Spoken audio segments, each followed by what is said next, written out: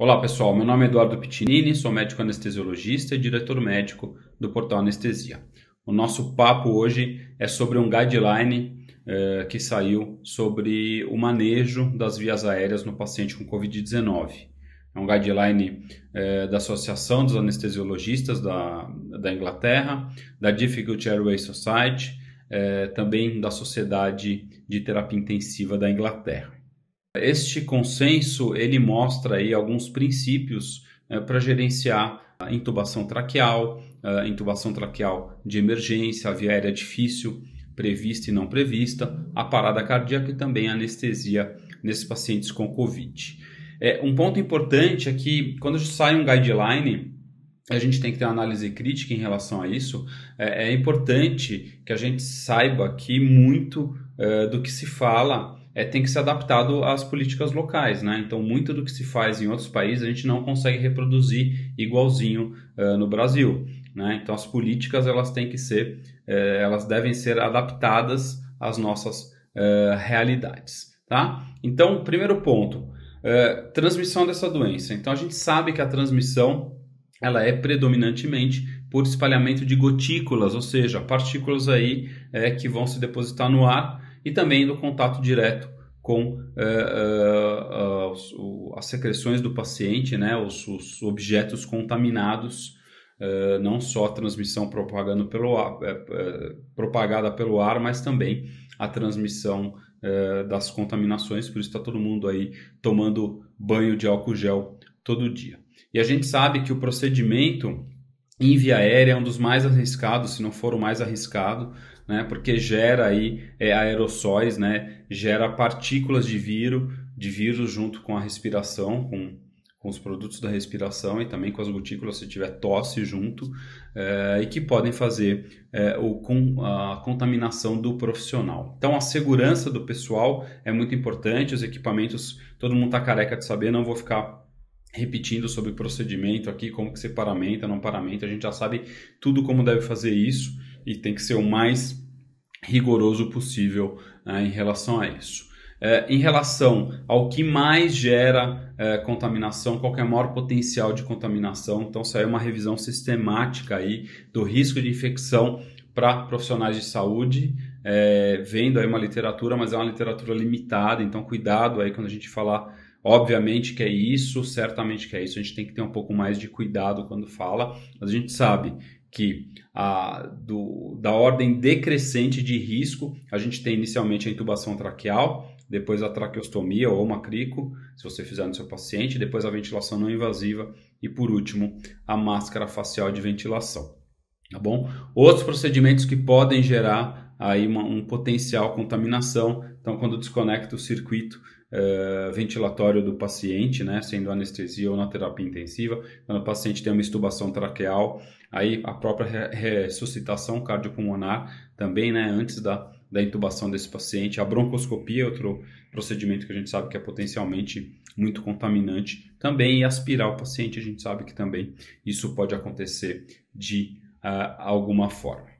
Outro ponto que ele coloca aqui é a relação de fornecer oxigênio para o paciente por catéter nasal, né? Aqui eles contraindicam o uso do oxigênio nasal de alto fluxo, ou seja, maior que 5 litros por minuto, né? Por dois motivos. O primeiro que eles acham que nessa pandemia a gente pode ter um problema de fornecimento de oxigênio, tá? E o segundo é que existe uma possibilidade desse alto fluxo gerar contaminação, né? Propagar o vírus por causa do alto fluxo, tá? Então, se ele recomenda, se você for usar o oxigênio nasal aí antes da intubação para fornecer alguma coisa, alguma oferta de oxigênio para esse paciente, usar um oxigênio com fluxos menores que 5 litros por minuto. Equipamento de proteção individual, a gente já falou disso, vocês já estão cansados de ouvir, não vou ficar repetindo, mas é importante também a descontaminação aí de superfícies e de tudo que a gente usar. Isso é muito importante, o pós-intubação desses pacientes. Então, se a gente está levando caixa de acrílico, os nossos materiais, tudo tem que ser descontaminado e aí a gente tem que ter um protocolo, de cada instituição tem o seu, para fazer essa descontaminação desses pacientes, tá? E quando a gente for intubar o paciente, então, o paciente que vai ser entubado está entrando em insuficiência respiratória. A gente espera que chame a gente antes, né, que isso. Mas é um procedimento aí de alto risco, né, e a gente sabe que a intubação na mão de não anestesistas é um pouco mais difícil, mais complicada, porque a gente tem, obviamente, muito mais facilidade, porque a gente faz todo dia e sabe usar as drogas para facilitar uma intubação.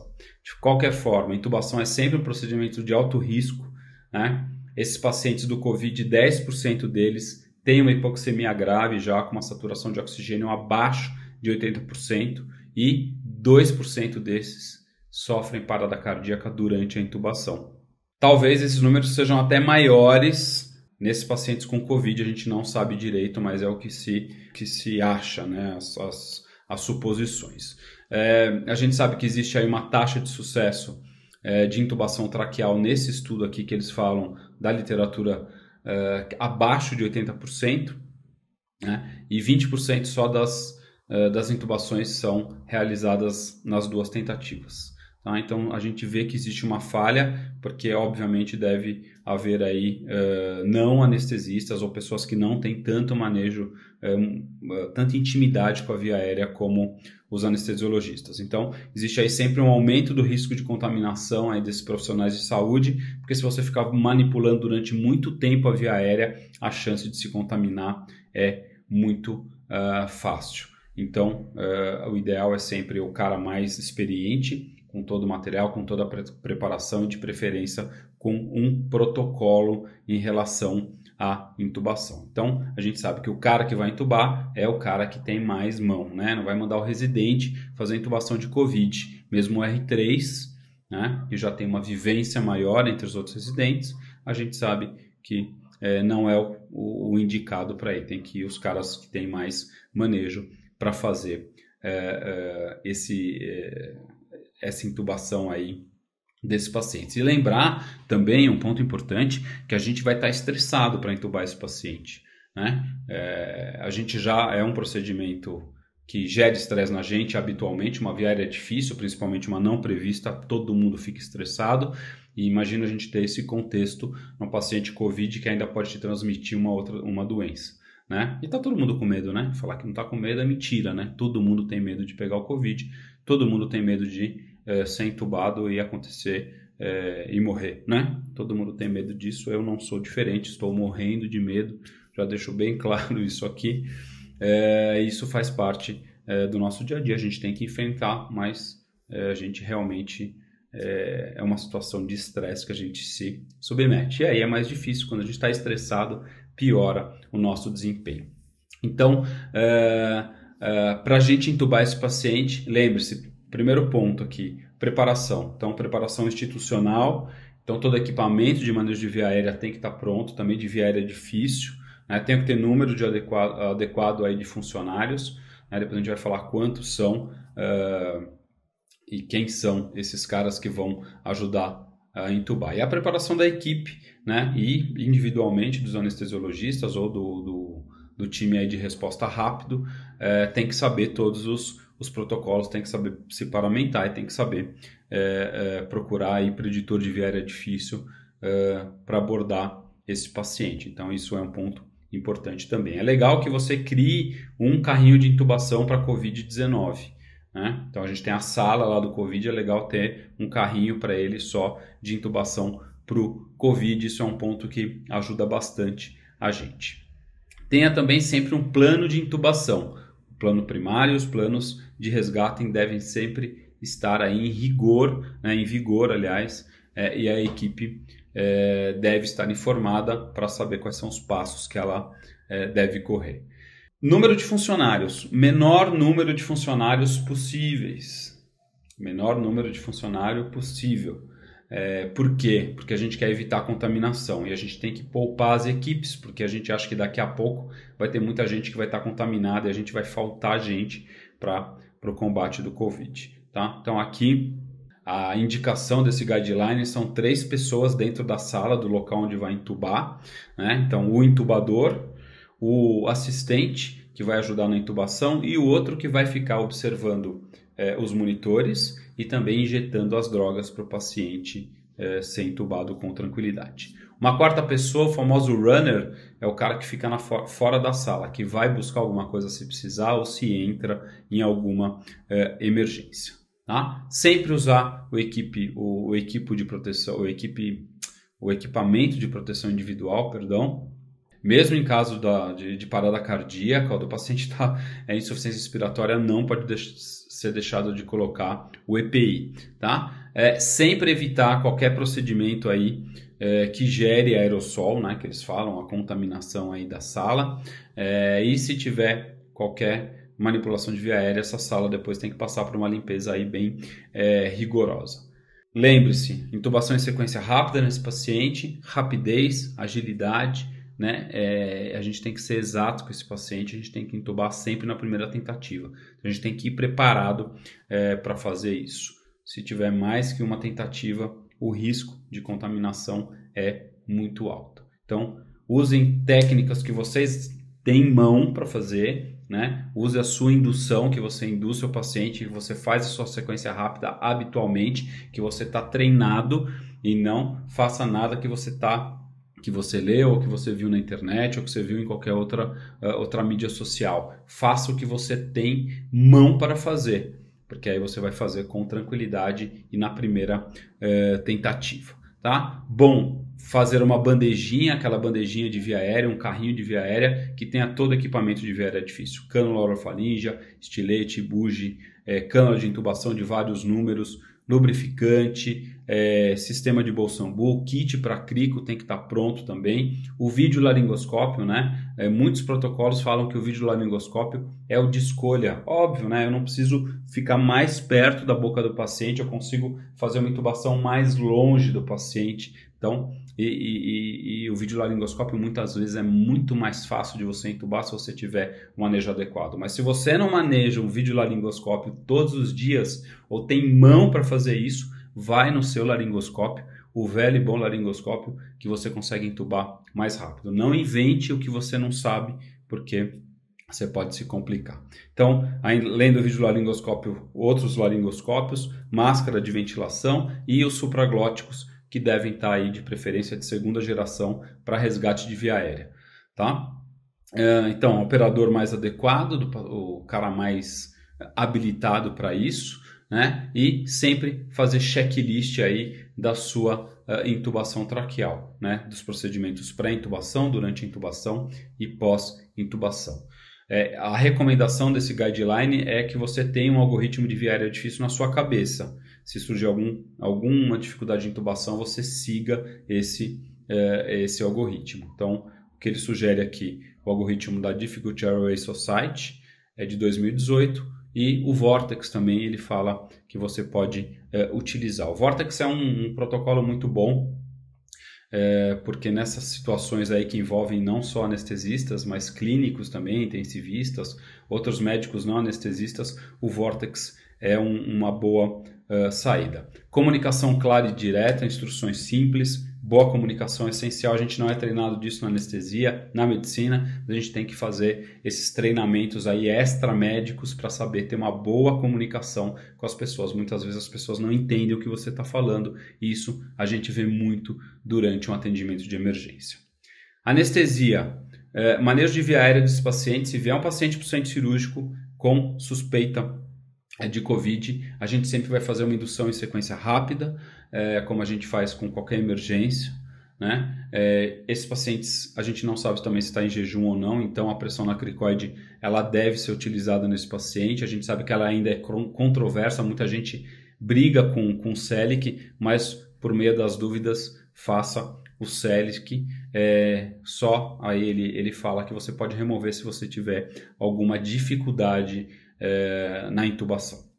Pré-oxigenação desse paciente com uma máscara aí bem ajustada para não ter escape e contaminação da sala. Então faça a pré-oxigenação com um circuito fechado de preferência, tá? Um circuito anestésico fechado e um circuito que tenha uma reinalação. Ainda é preferível que a máscara bolsa, né, o ambu, que vai fazer a contaminação da sala. Sempre colocar os filtros, né, de troca calor e umidade, aquele filtrinho que a gente coloca lá no circuito respiratório. Tá? Ventilação não invasiva aqui deve ser evitada, e o oxigênio de alto fluxo, como eu falei lá atrás também, deve ser evitado. Obviamente, posicionamento o melhor possível desse paciente, né? Ele fala aqui que se o paciente estiver agitado, uma possibilidade é você fazer até aquela técnica de intubação traqueal com a sequência atrasada, com o uso da ketamina em subdoses.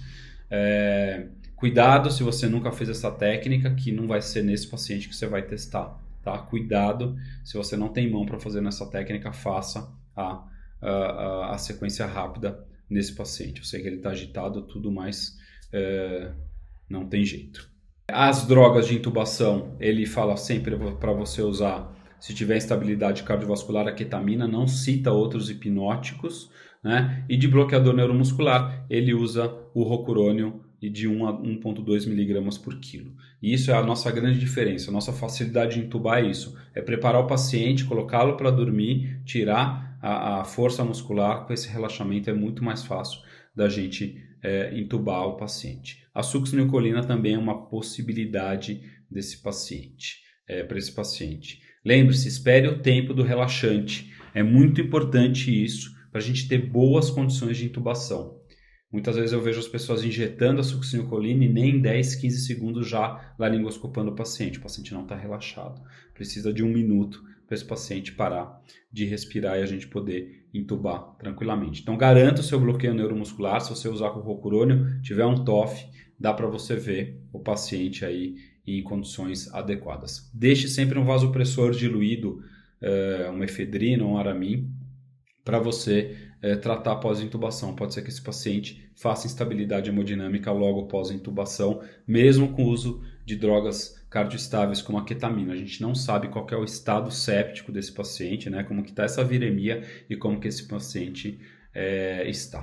Tá bom? Então, espere aí o tempo das drogas para evitar que esse paciente reaja à intubação, porque se ele tossir ou se ele fizer força, você vai contaminar mais a sala. Então, cuidado com isso, o paciente em plano anestésico adequado, tá bom? Em relação à máscara laríngea, todo mundo está falando, poxa, mas se não conseguir intubar, não passa máscara, faz direto crico. Nós vamos discutir mais para frente, a via aérea é difícil, né? Mas aqui ele não contraindica o uso do supraglótico de segunda geração, tá? Ele recomenda aqui que se você quiser passar, se esse paciente não estiver ventilando bem, se você quiser passar um supraglótico nesse paciente, depois que ele perder a consciência e antes de intubá-lo, você substitui aí a ventilação da máscara, né?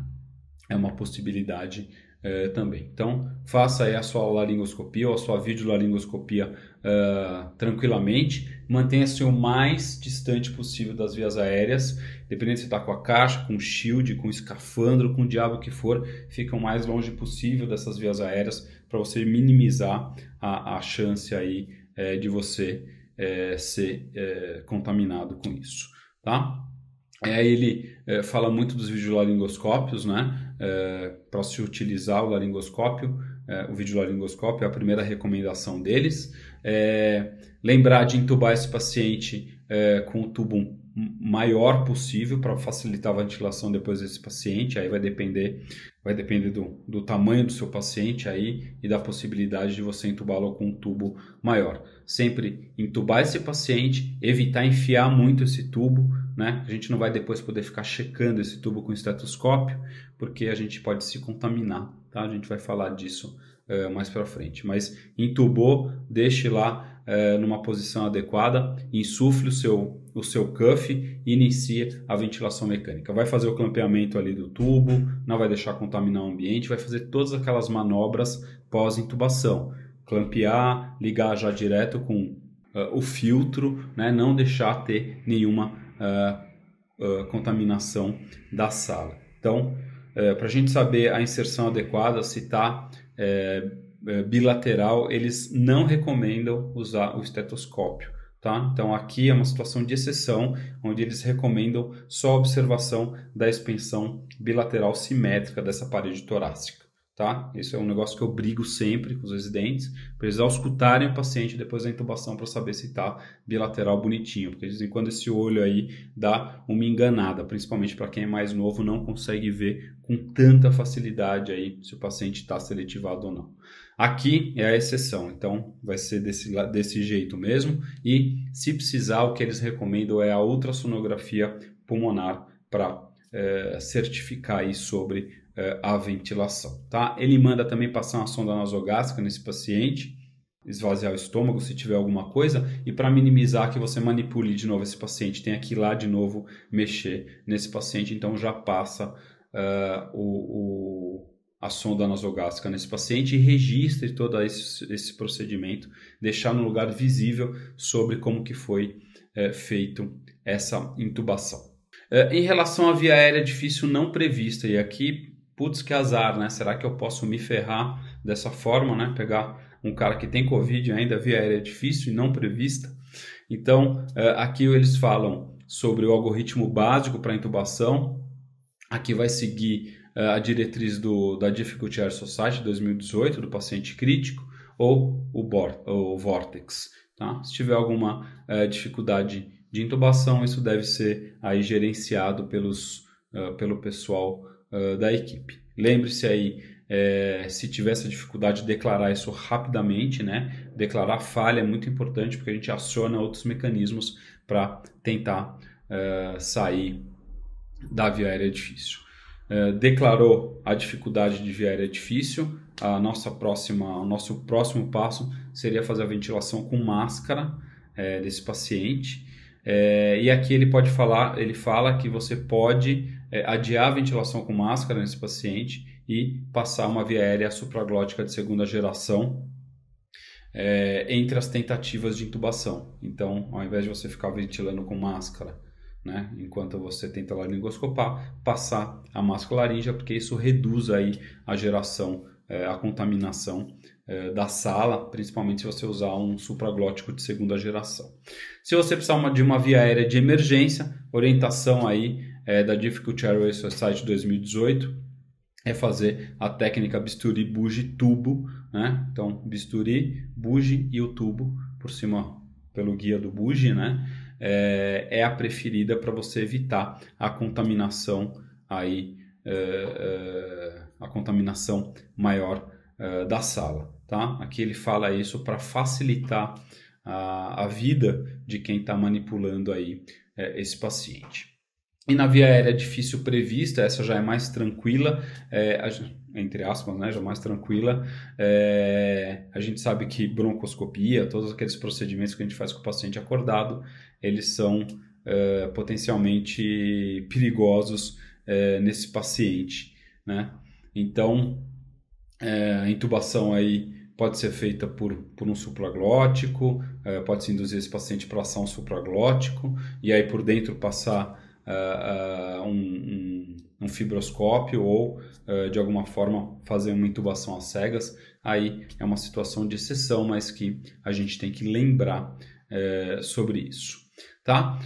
O outro ponto importante aqui em relação a esses pacientes depois de você intubar, né? Muita gente, a gente só vai entrar em intubação e a gente esquece do pós-extubação, né? Então, pós-extubação, lembrar dos filtros, né? Da pressão do cuff direitinho para ver se não está tendo vazamento através do cuff e prejudicando aí, né? Contaminando a sala, né? Deixar tudo bonitinho nesse paciente e deixar esse tubo bem fixado, principalmente se você teve uma via aérea muito difícil. Então, as intervenções que vão ocorrer depois nas vias aéreas, né, como a fisioterapia, hoje está colocando muitos pacientes de bruços, né, em posição prona, por causa dos quadros mais graves. Então, esse tubo aí tem que estar sempre bem conectado, né, bem fixado, para evitar aí, que esse paciente perca o tubo ou se desconecte o tubo e tenha algum problema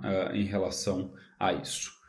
Em relação à traqueostomia, lembre-se que a traqueostomia, se o paciente estiver na UTI há muito tempo entubado e descer para fazer uma traque, ele for COVID, lembre-se que a traqueostomia também é um procedimento de alto risco aí, por causa da geração de aerossóis, né, e contaminação da sala, né? Se não der para fazer der para postergar aí o máximo a traqueostomia, melhor nesses pacientes, tá? E durante a parada cardíaca, uma outra situação aí que pode acontecer nesses pacientes, né? Todos os cuidados são os mesmos. Aqui eles falam que precocemente também deve-se entubar o paciente, não se deve fazer nenhum outro tipo de ventilação, nem com máscara, nem com ambu, nem com nada. E a intubação sempre é o mais adequado. Se por acaso ninguém conseguir intubar, aí passar uma supraglótica nesse paciente, preferencialmente a utilizar uma máscara facial, que aí você tem muito mais contaminação. Durante a anestesia, então, os cuidados são esses aí que a gente falou para vocês. E em qualquer desses procedimentos, a gente sabe que existe o risco em relação à contaminação. Alguns pontos que me chamaram a atenção aqui em relação às vias aéreas durante a anestesia, que eles falam que o paciente com Covid, quando ele for extubado, se ele for extubado lá no centro cirúrgico de uma cirurgia ou de um procedimento que ele precisa fazer no centro cirúrgico, eles falam que existe uma possibilidade de você trocar, antes da extubação, você trocar o tubo por uma máscara laríngea, porque ele brigaria menos com o tubo, tossiria menos e a gente teria menos problemas em relação à contaminação, tá? Então isso são possibilidades que ele coloca em relação a isso, e também ele fala para durante a extubação você tentar sempre usar drogas, né, para diminuir aí os reflexos de via aérea. Ele fala de usar dexmedetomidina, deixar uma dose baixa de remifentanil ligada, lidocaína também, pode até trocar o tubo por um supraglótico antes da extubação, perdão. Então é isso, pessoal.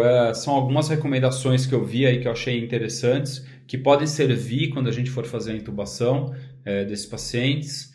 E a gente espera que passe logo, né, esse surto, mas que inevitavelmente nós vamos ser muito acionados ainda para intubar os pacientes com Covid. Então espero aí que tenha ajudado de alguma forma aí, algumas dicas em relação à intubação desses pacientes. E nos vemos em breve, se Deus quiser. Valeu, pessoal.